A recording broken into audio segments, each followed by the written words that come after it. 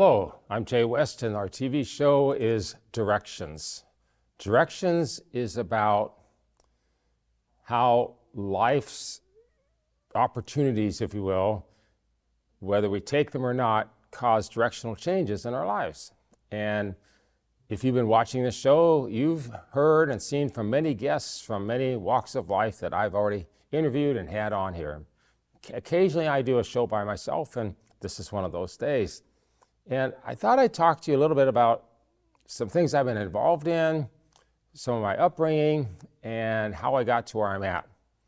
I just got back from Washington, D.C., 7 days in Washington, D.C. and Virginia. I was invited by the former governor of Kansas and the former ambassador for religious freedom to attend the Freedom of Religion Summit in Washington, D.C.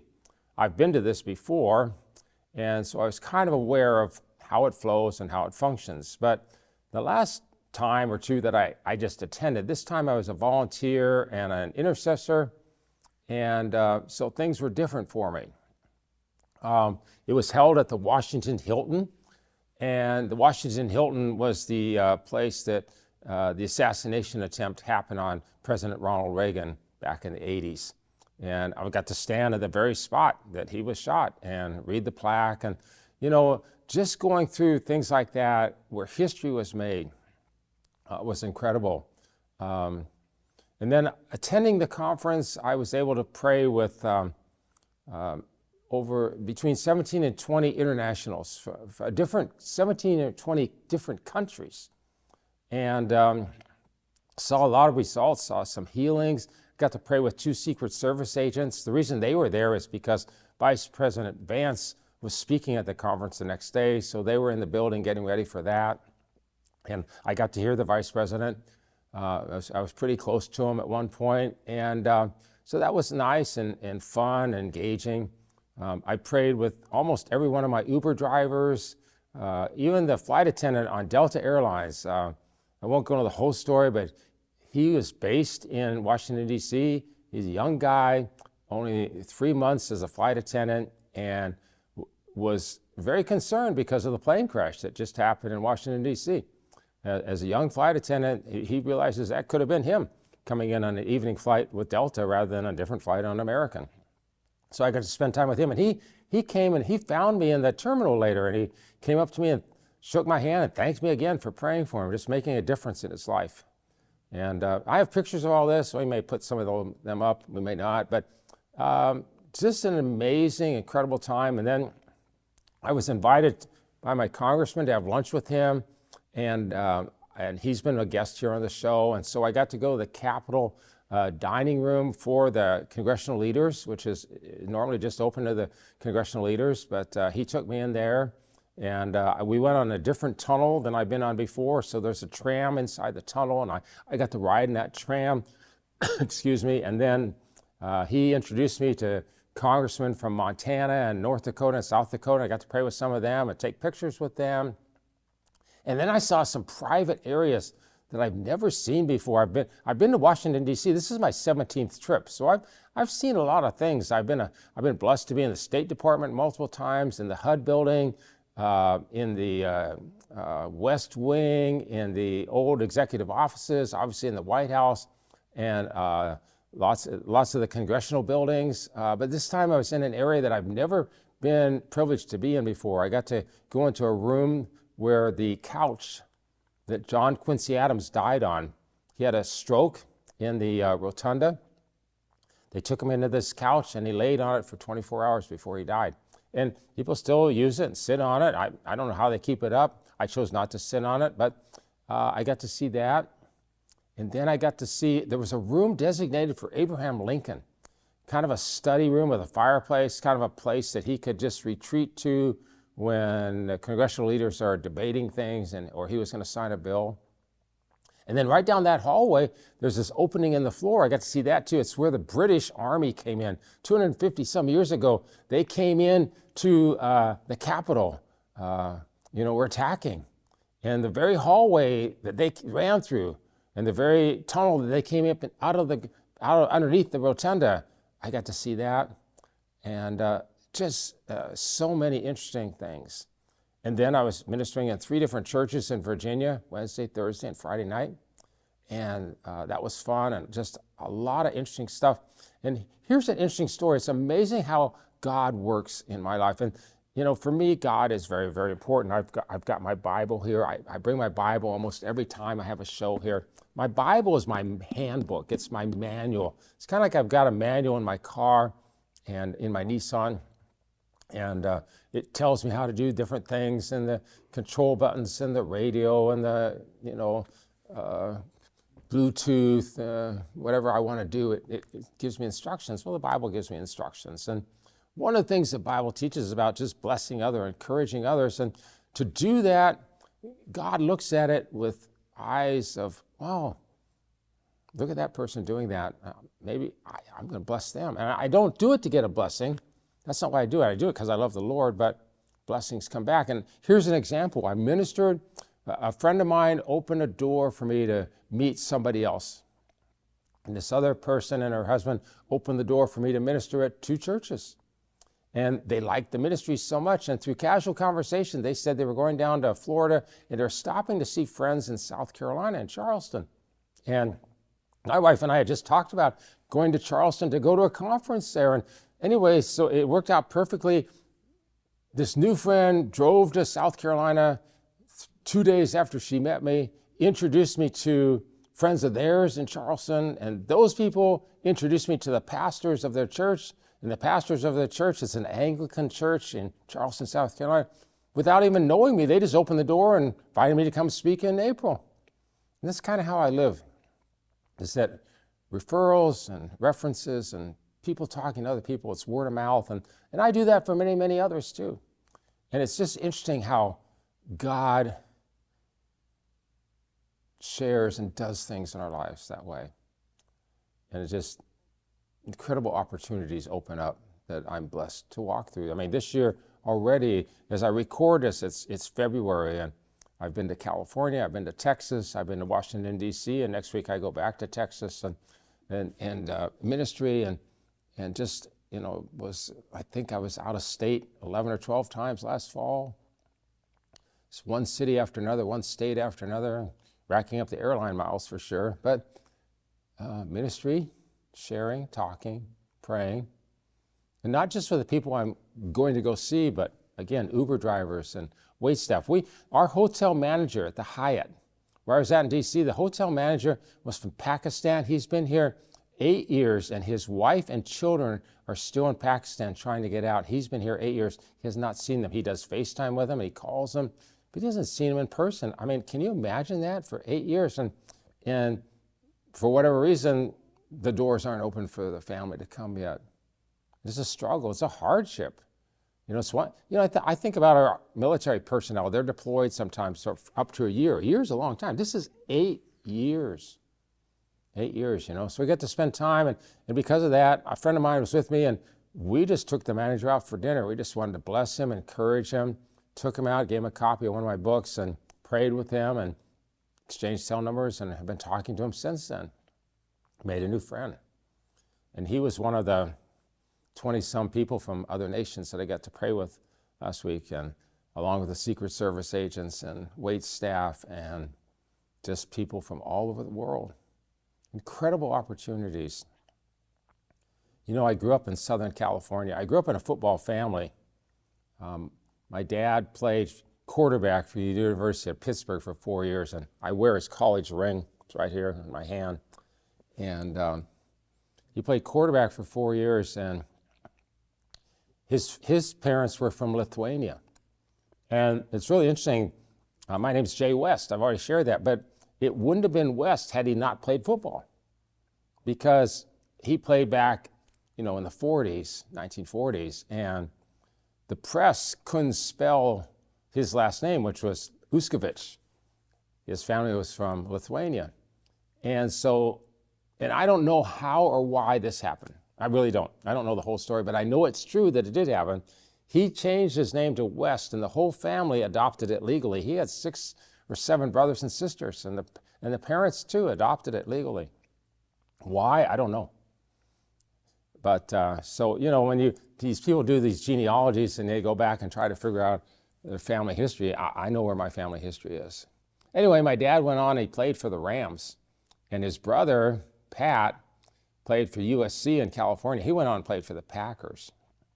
And then one of my best friends, who was in our wedding a couple of years ago, and I've known him for years and years and years, he played at USC also. He went on and played for the Eagles and the Chiefs. And the Eagles and the Chiefs were in the Super Bowl. And I honestly, I kind of wanted the Chiefs to win because I wanted to see the three-peat. I wanted to see history made. But afterwards, when I listened to the interviews by the coach of the Eagles, such a humble man and just giving all glory to God, and then playing with his children. He had 3 children. He's playing with them on the field. Instead of interviewing and celebrating with his players, he's having a good time with his wife and his 3 kids on the football field. And I thought, what a great expression that is. What a great example that is. And then the quarterback from the Eagles as well, Jalen Hurts. Man, he was so quiet, so humble, and just kept talking about God, how God had influenced him and brought him to this point. And so, I mean, as I listened to these interviews afterwards, even though I wanted the three-peat, I was glad the Eagles won. And don't write me any letters on this, okay? This is just kind of interesting stuff. Because I grew up in a football family. And then my dad played, he played in the military at Randolph Field in San Antonio, and I'm going to be in San Antonio in a couple of weeks. He was there, and he was on their football team and played against Texas in the Cotton Bowl, the only non-collegiate team to play in the Cotton Bowl. And they won 10-7. And my dad contributed to a couple of those scores, and he played fullback in those days. He went from quarterback to fullback. And then he coached football in Geneva College, Pennsylvania, and the high school in Geneva College was a young high school rising football star named Joe Namath. And Joe Namath later on played for the Jets, and they won the Super Bowl. And my dad and Joe Namath were friends. And it's just interesting because life has all these sequences and turns and events, and sometimes they're good and sometimes they're not so good. They bring directional changes.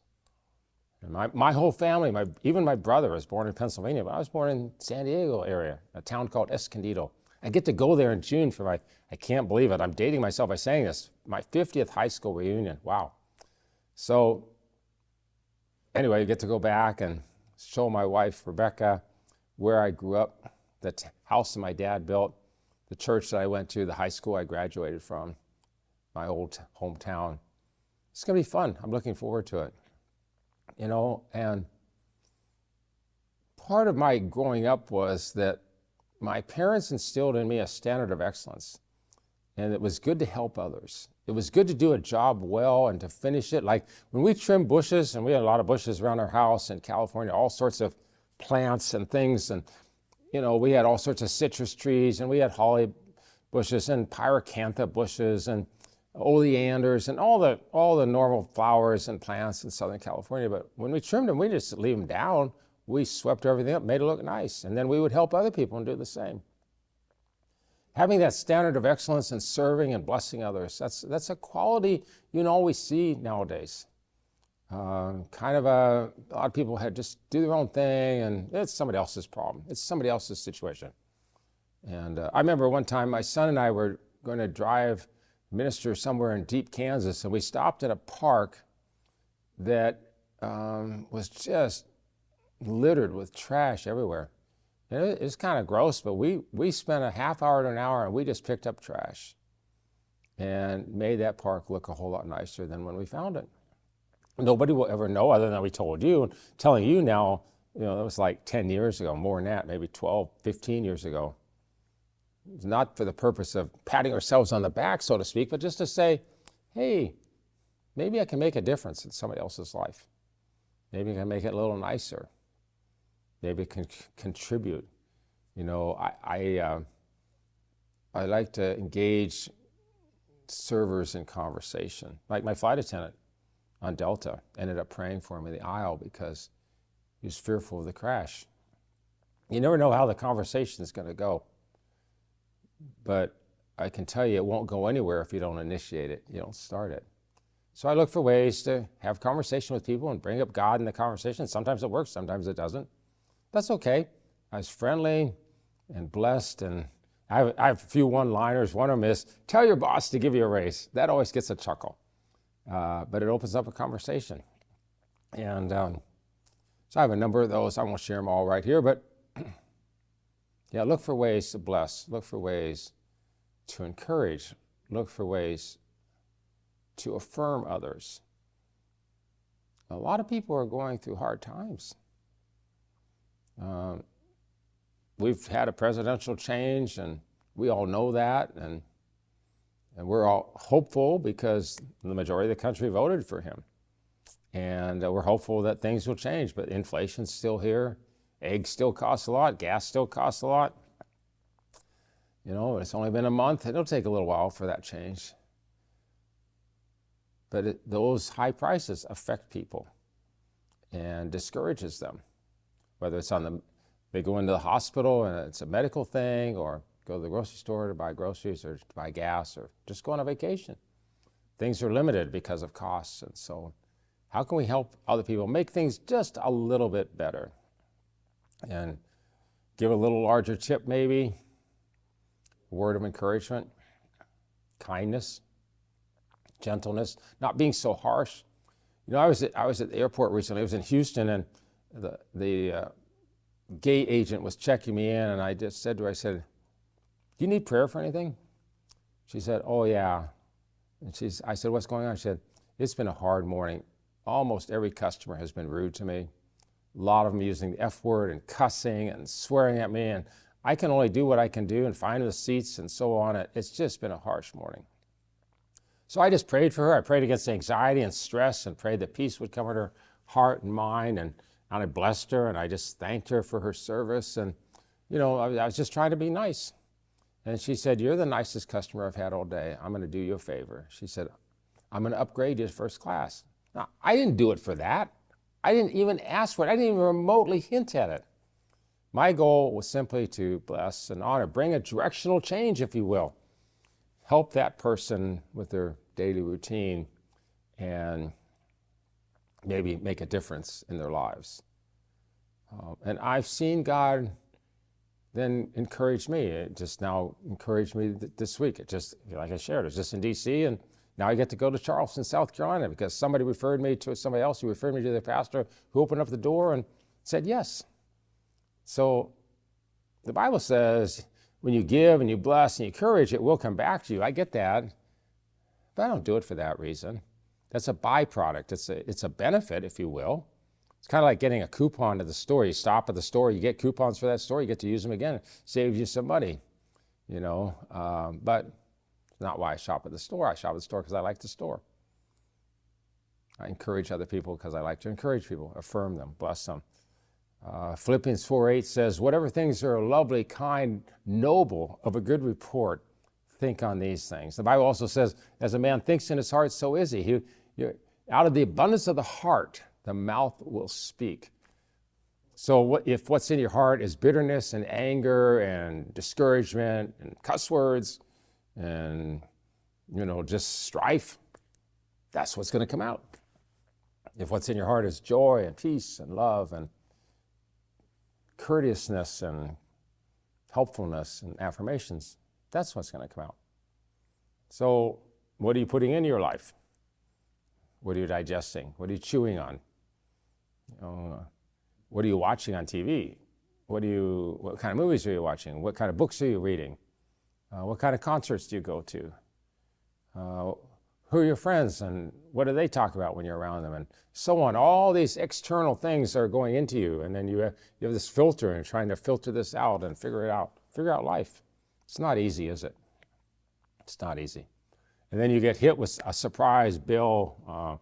The heater breaks, or the car breaks down, or, you know, God forbid, you have to go in the hospital for something, and you have that directional change way over here, and it's going, wait, I wasn't looking to go way over here. I was looking to go over here. And suddenly, and now we're over here.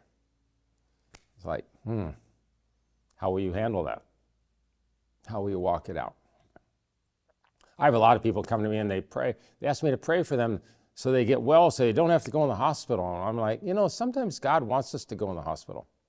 He wants us to go in and make a difference in the lives of the medical personnel.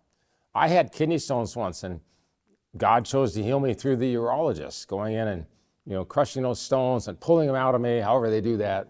And I remember being in the hospital. I was in a lot of pain. Kidney stones is the worst pain I've ever had in my life. And I remember when the nurse wheeled me out to my car. I think I was there 2 nights. She wheeled me out and she said this to me. She said, we were kind of hoping, and she was referring to her nurse's station. She said, we were kind of hoping that you'd stay a while. I was like, what?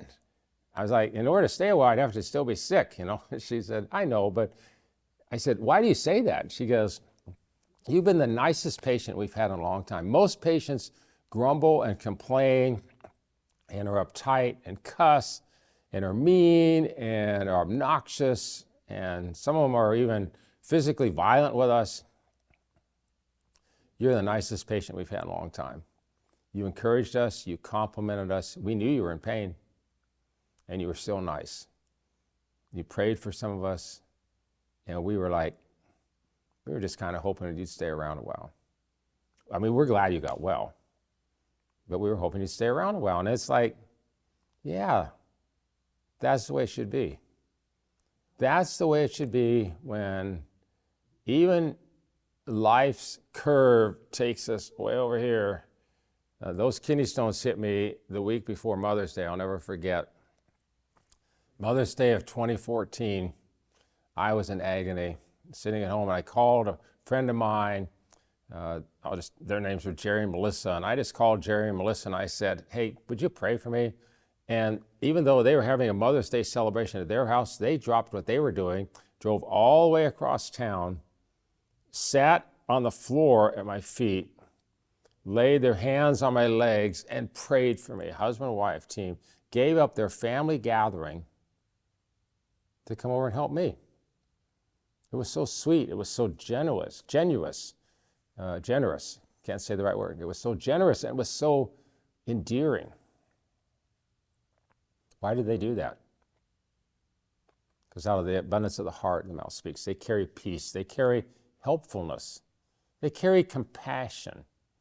The Bible says some in Jude, it says, some having compassion make a difference.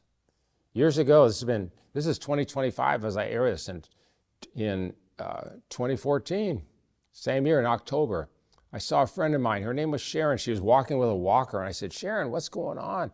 Why are you with a walker? I haven't seen you for a while. What's going on? She goes, I'm having knee replacement surgery in 11 days.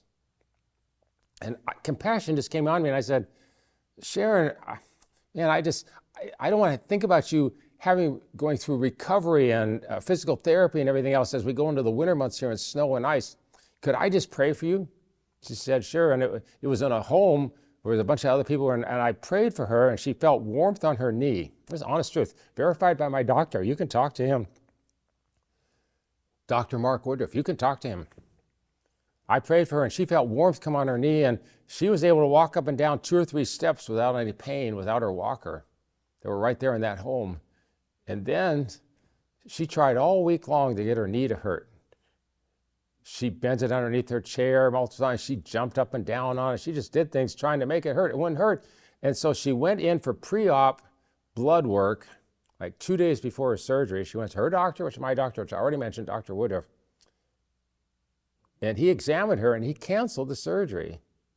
That was over 10 years ago. And I think she was 74 or 5 then, so now she's 84 or 5.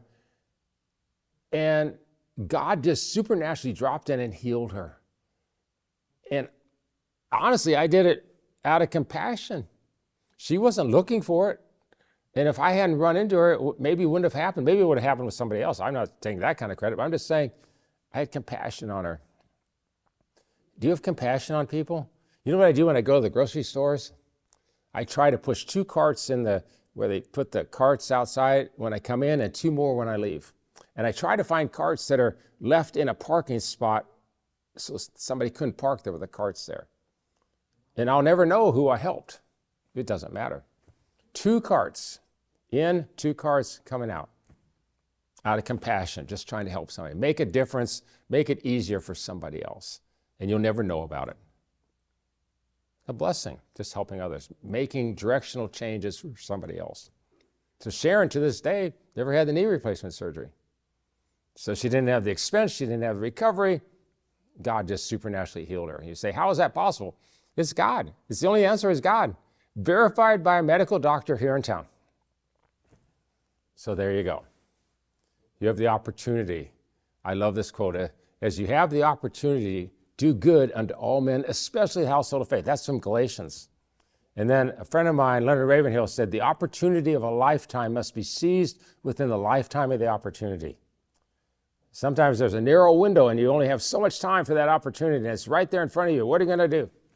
You're going to help? You're going to serve? You're going to pray? That's what I did with the flight attendant.